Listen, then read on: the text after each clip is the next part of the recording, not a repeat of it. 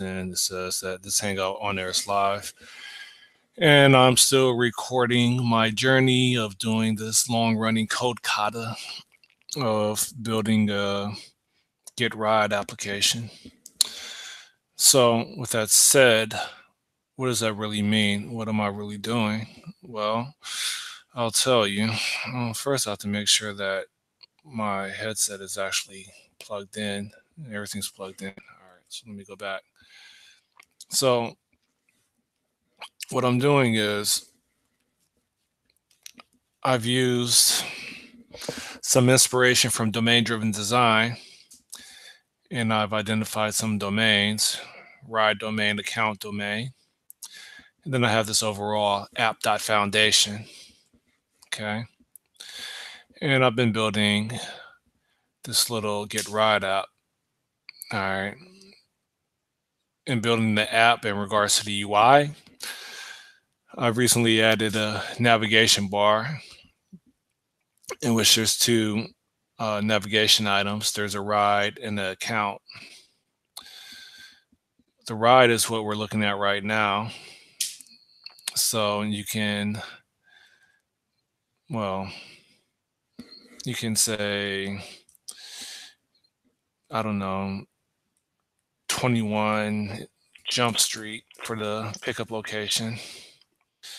Destination is going to be East 99th, St. Clair. All right.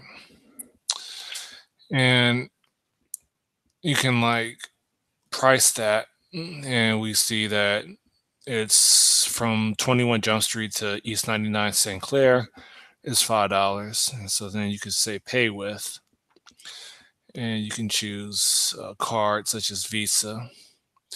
And then we request a ride, and we get greeted with looking for drivers, and then it'll do this whole transition of from looking to drivers to driver found, and it'll publish a driver's profile image and the car that he's in along with the license plate. And then this map will track that car and track your current location up until that car meets your location, and then it'll send off some notifications, and then it'll transition to a en route screen, and then it'll track you inside of his car and track publishing the GPS location of your app to some external systems for auditing.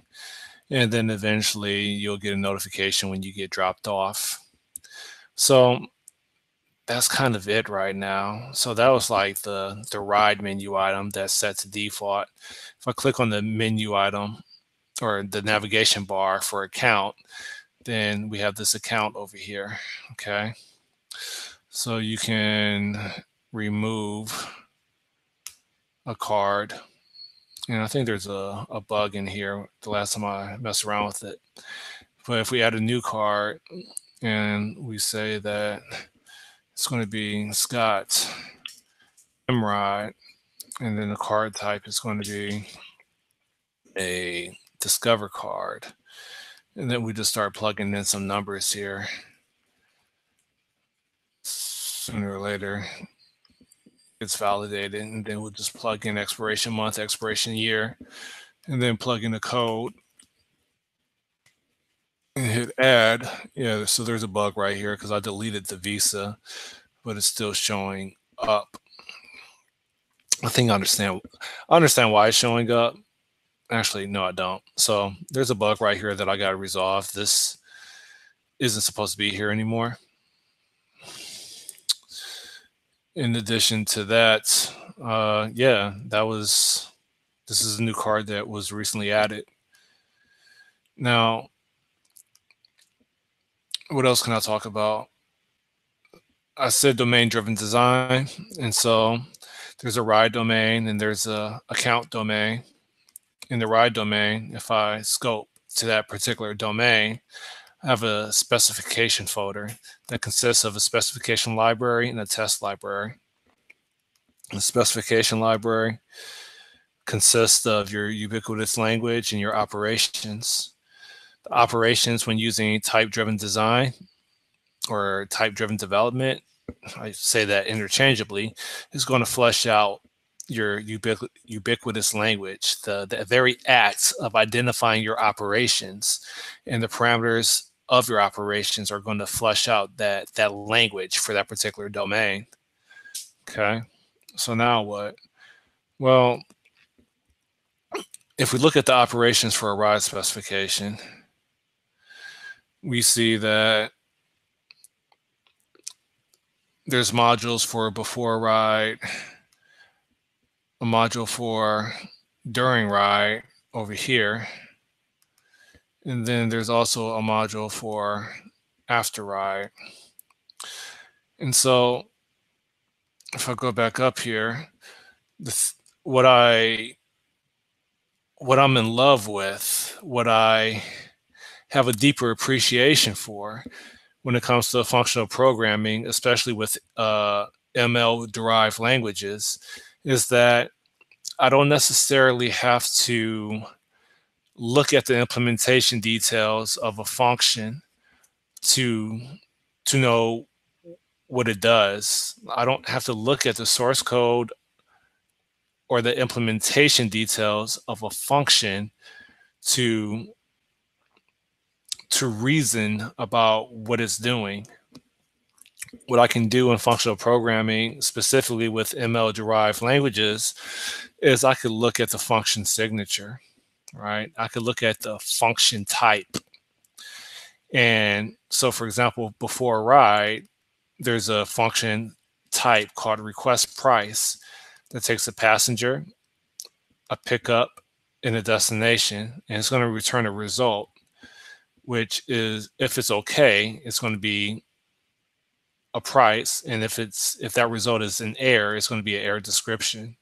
Same thing with after we get a price, we want to request a ride potentially, and so there's a function type called request ride. It's going to take as parameters or arguments, should I say, quotes, and when you already request a ride with that quote, the result is going to be, well, of okay or error. If the result of that operation is okay, then you're going to have, or you may have, a pending ride. Else, if the result of the operation is an error, then you're going to have error description.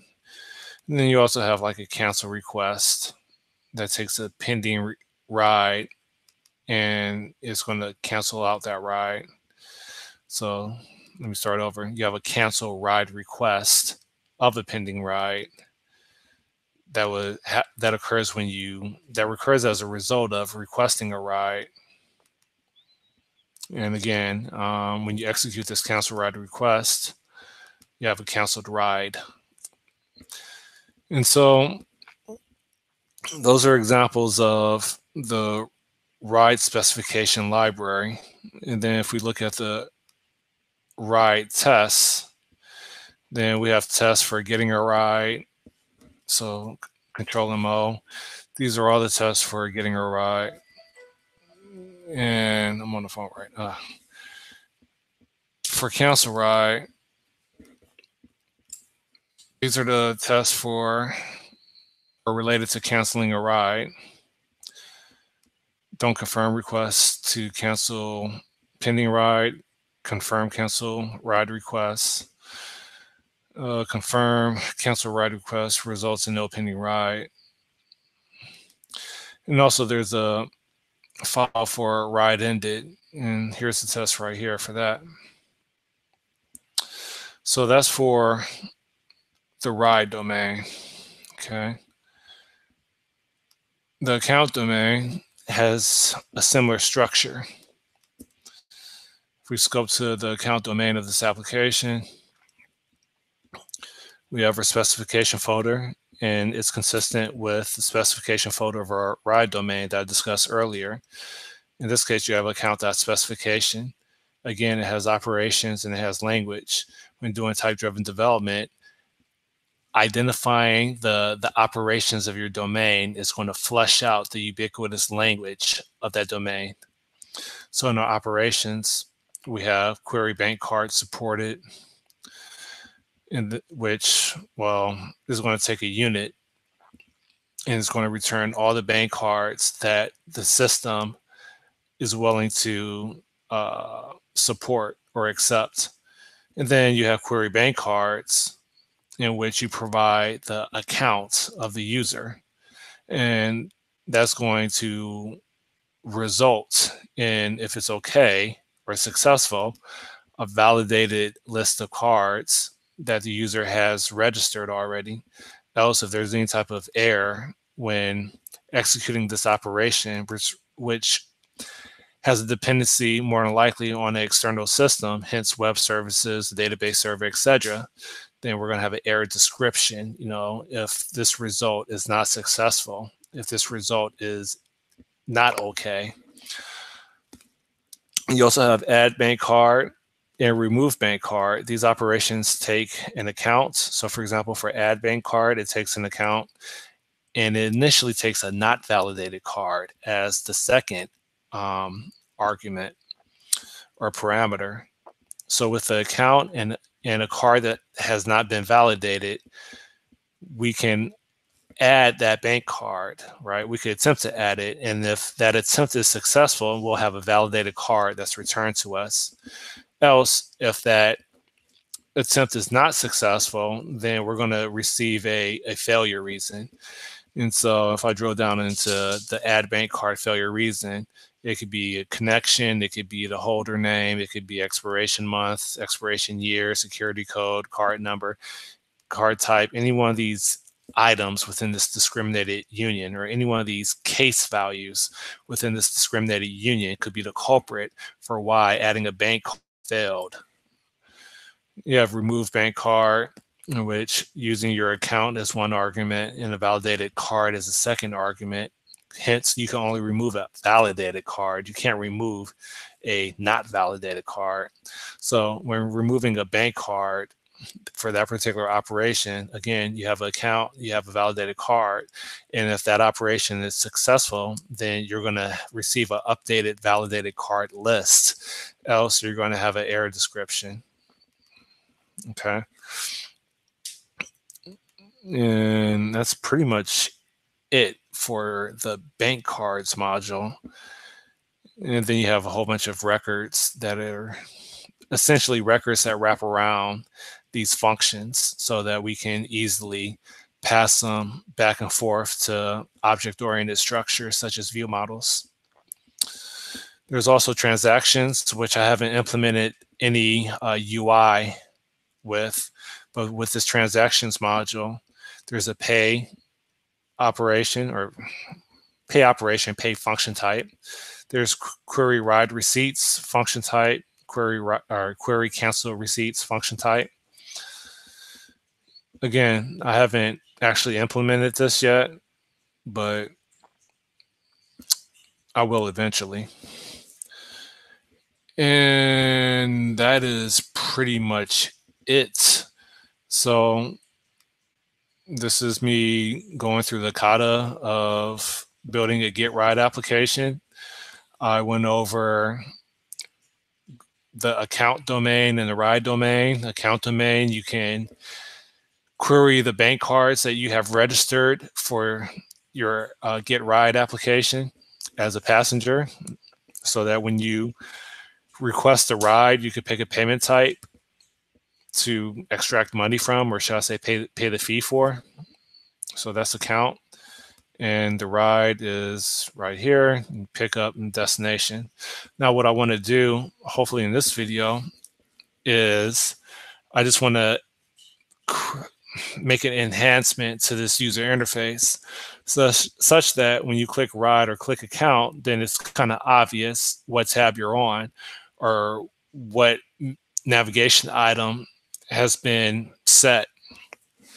So to accomplish that, there is a, let me go to home. There is a app.foundation, and then there's a UI common, and then there's a navigation header.xaml file. So this is the file that I recently added.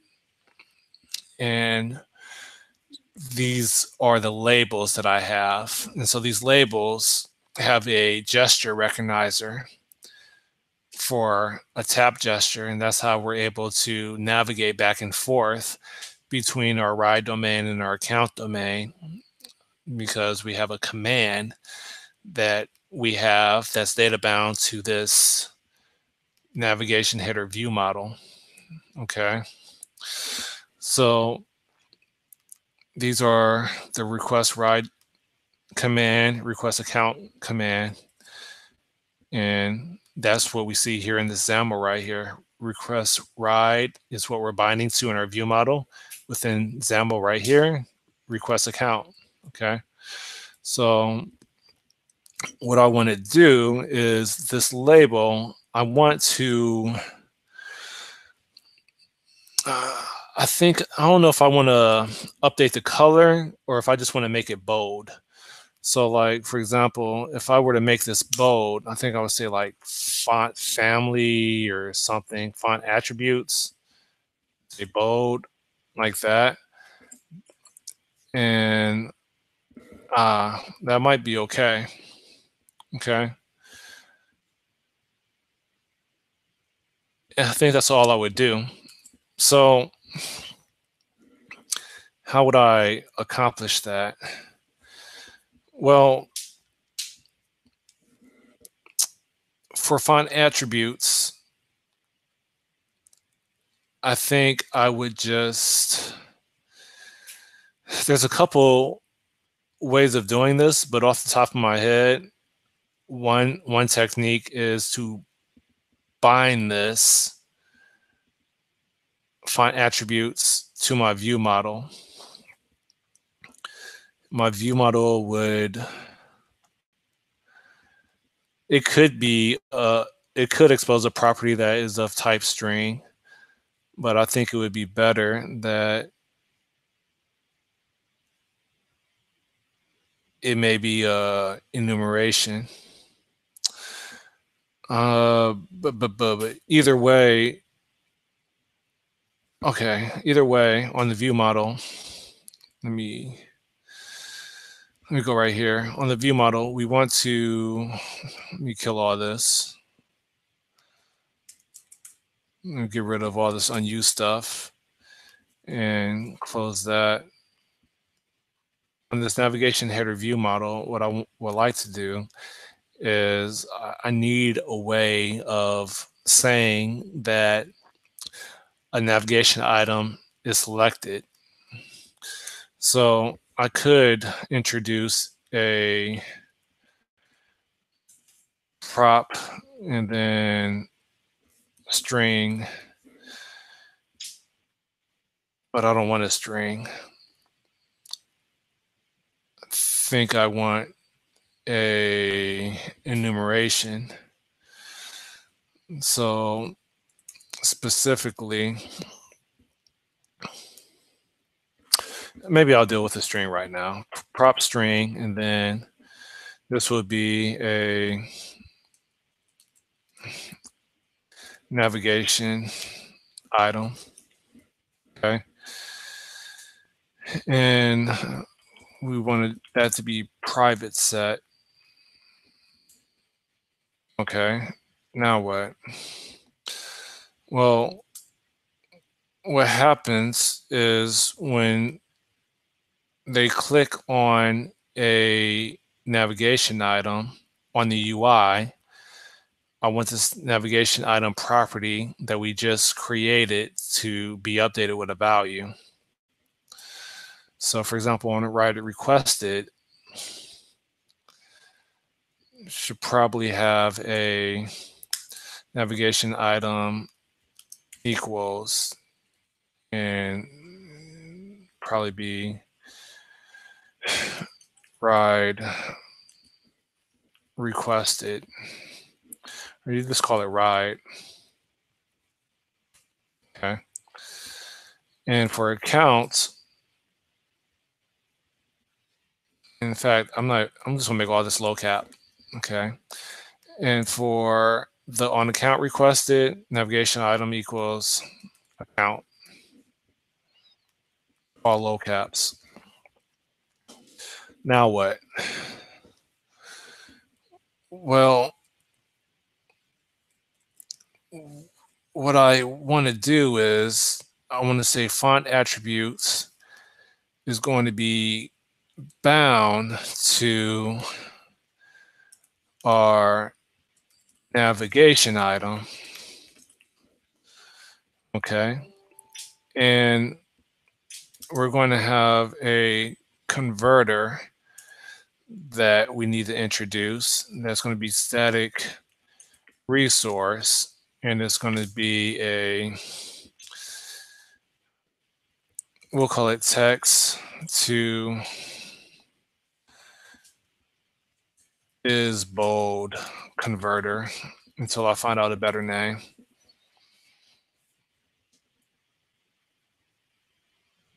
Okay.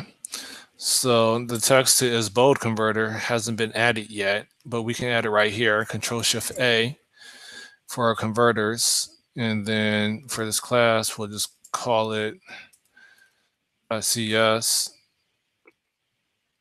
And over here, say public class text to is bold converter. Say this is going to implement iValue converter.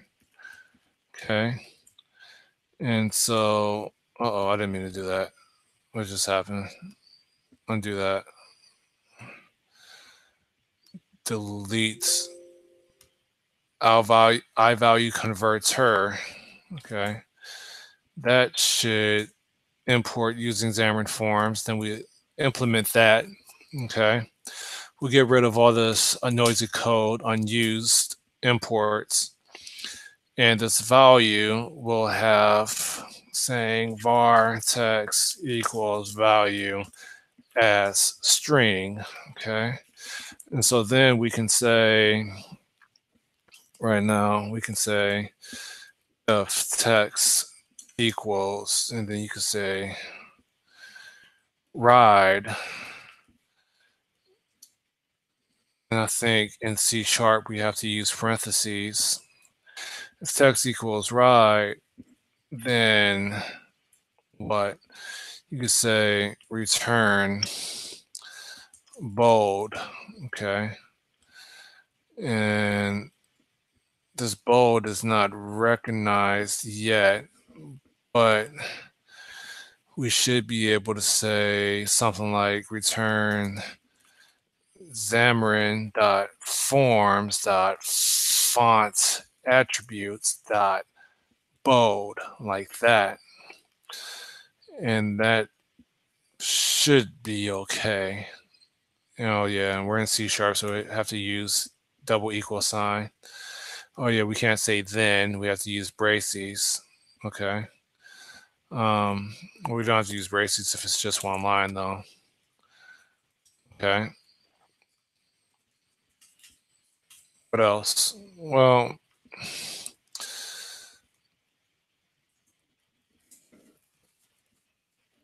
how is this going to work? Then you could say else, and you can say, well, you don't have to say else at all. You could just say return, and it should be none, like that. Okay. So then we can simplify that there, simplify this here, and we can something like that. What else? I feel like this can be rewritten in a better way. Can it? This is specifically talking about the ride, right? And so what happens is we can have it looks like we're probably going to have two different converters. There may be a parameter that we pass in. If we utilize the parameter that's passed in, then we can say if the text equals right and our parameter, which is going to be as string equals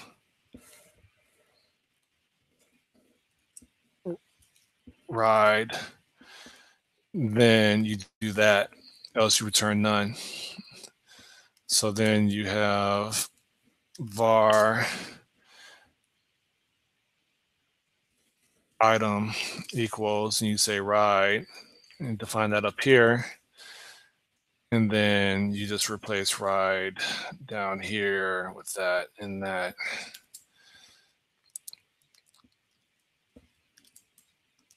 Okay.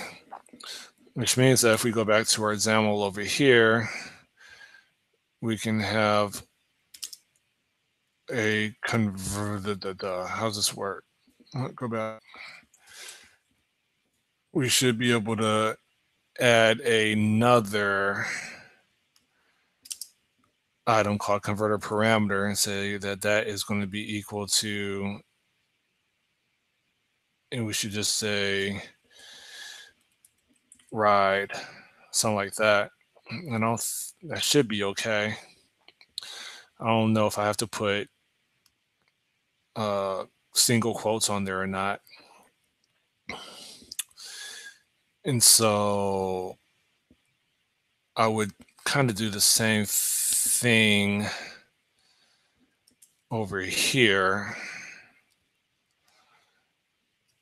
I would copy paste that and just maintain that this is going to still be called account. And save that. Okay. And then I would go back over here and I would change that to ride like that. And I would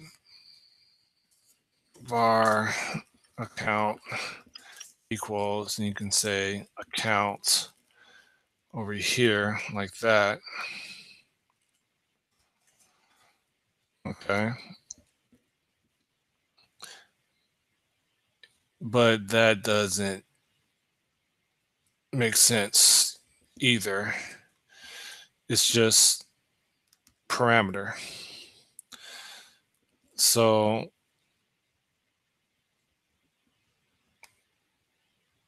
say parameter as string, and we'll just call this item like that. And we don't have to worry about that right there. And I think this should be okay. Put a breakpoint here just in case. And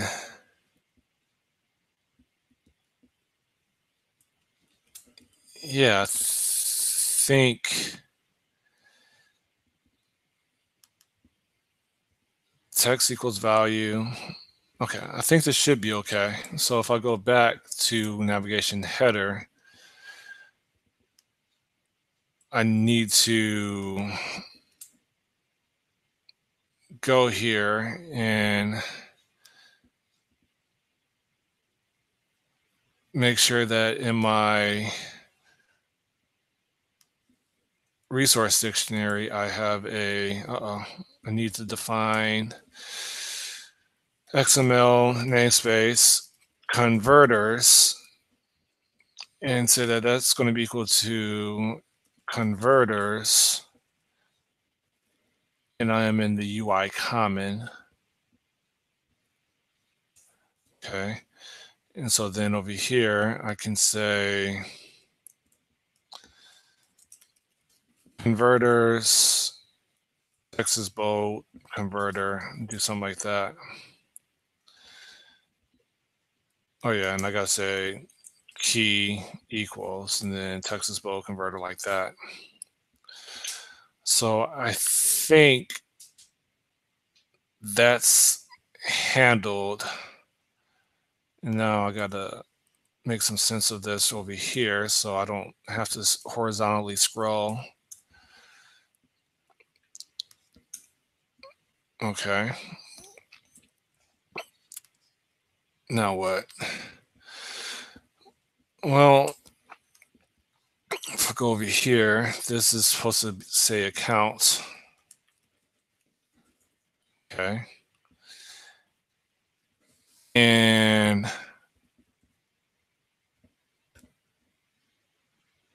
I think that's okay. So when I run this, the breakpoint should hit here. And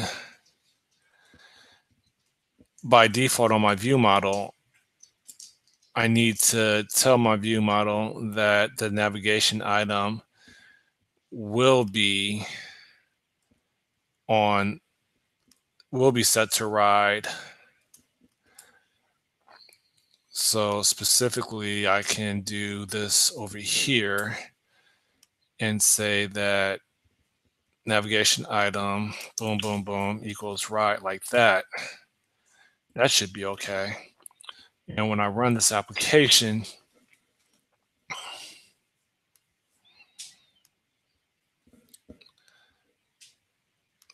hopefully things should just work. And there's some other things I want to do in here because this class has opportunities to only expose what matters and can be broken down to other levels of abstraction. And I think I'll do that in this video too.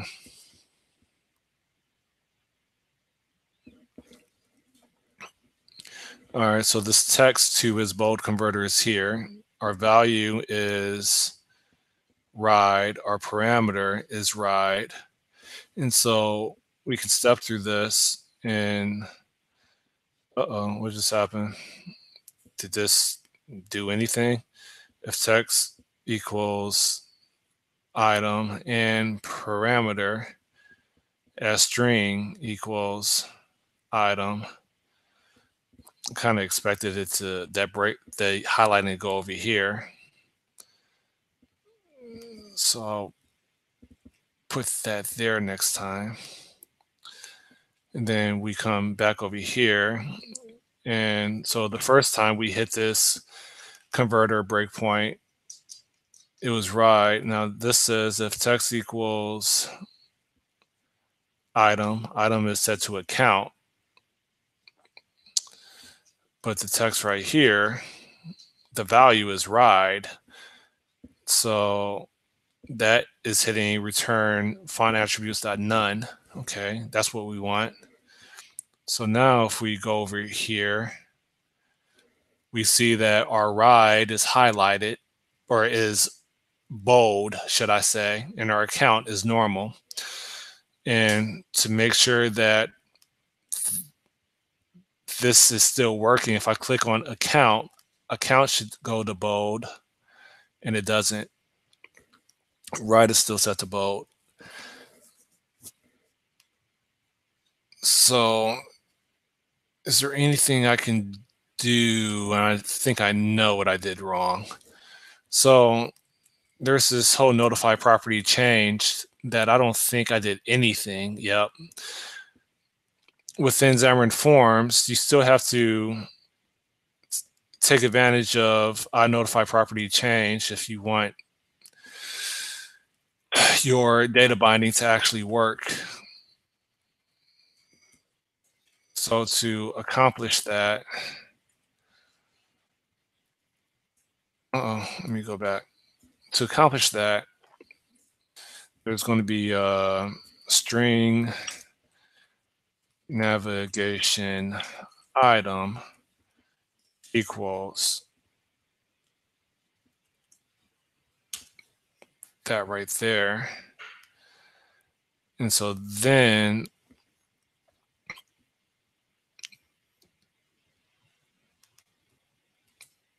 we see, this is still okay, but I'd rather this be set in the constructor.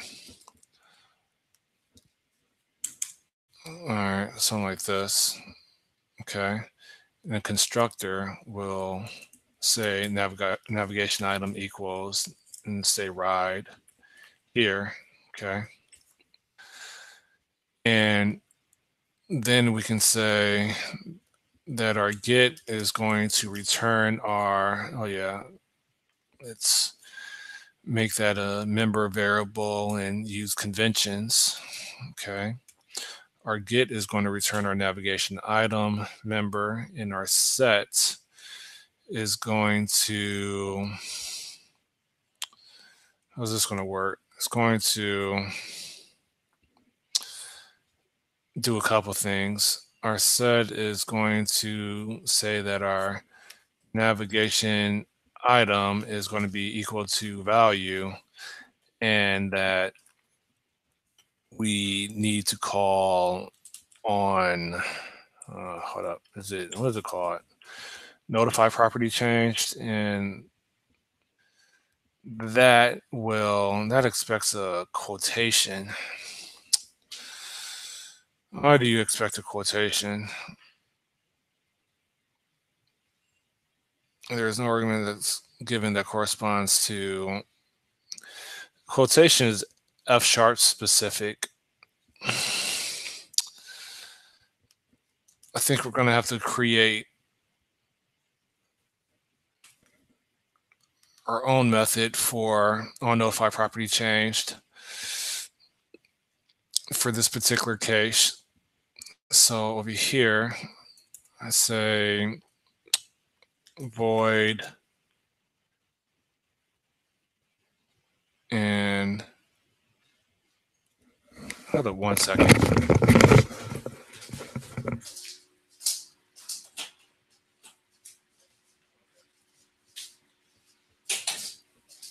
There, I say void, and then I say on notify property changed. Okay.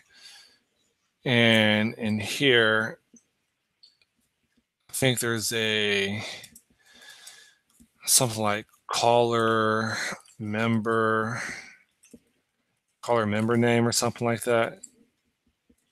And this would be called property name. And I think I set that to something like that. Or I say that this is going to be a string. And so then from there, I think I say, how do I do this? Somewhere in here I have, this is supposed to implement property change. So I could say property changed.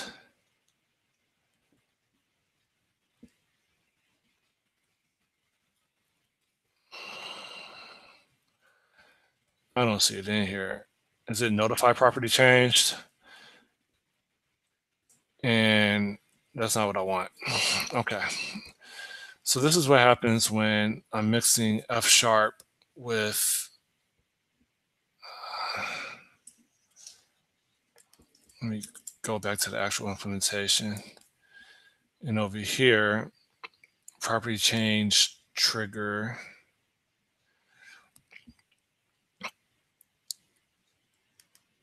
This is private, and I think I'm going to make this public.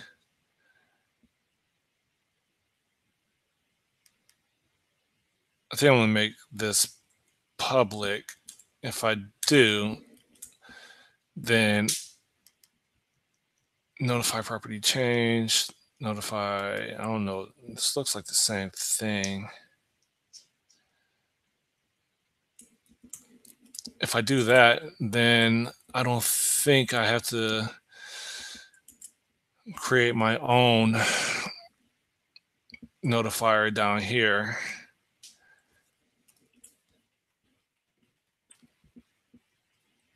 And I should just be able to say,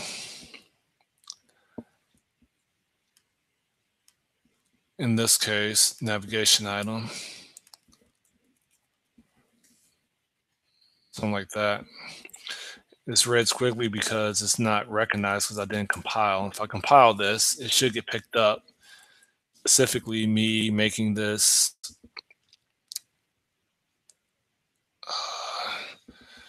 notify property change over here public.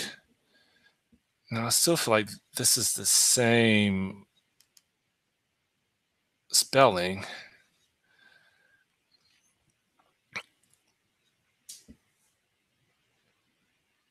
And I'm surprised. I don't think you can property overload at all, but I guess I'll find out if this is going to compile or not. And it compiles, which means that this red squiggly should go away, and it does. So now this navigation item should call notify property changed, and things should just work when it comes to my text is bold converter. So what I mean by that is if I launch this application again,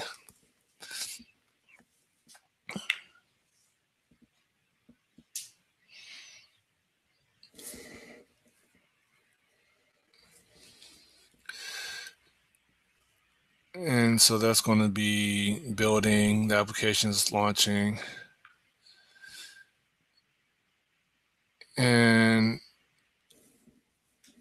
we hit the breakpoint when we initially bootstrap the application. Now, if I click account over here, what I expect to happen is I expect this notification change to breakpoint to be hit, or navigation item setter to be hit. So when I hit account, the setter is hit, notify property change, navigation item, right?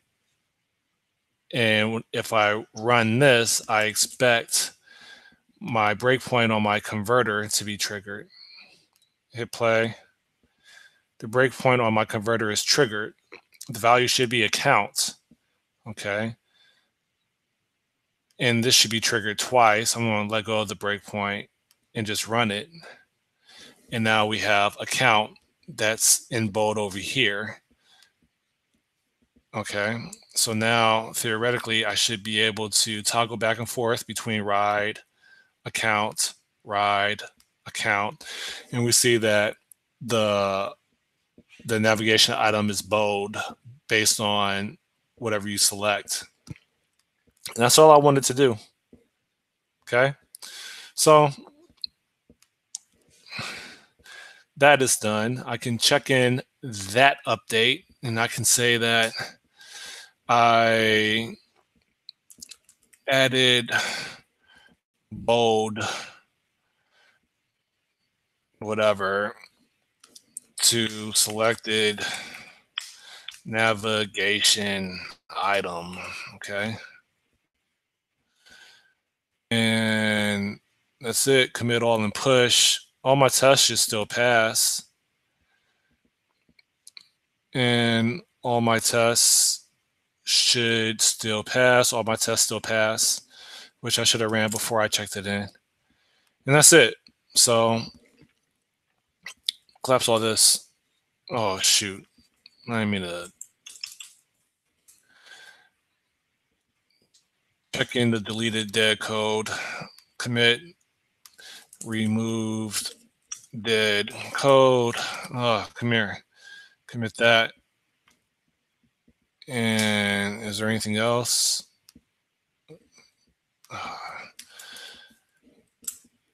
And that's about it. Control Alt L, Solution Explorer,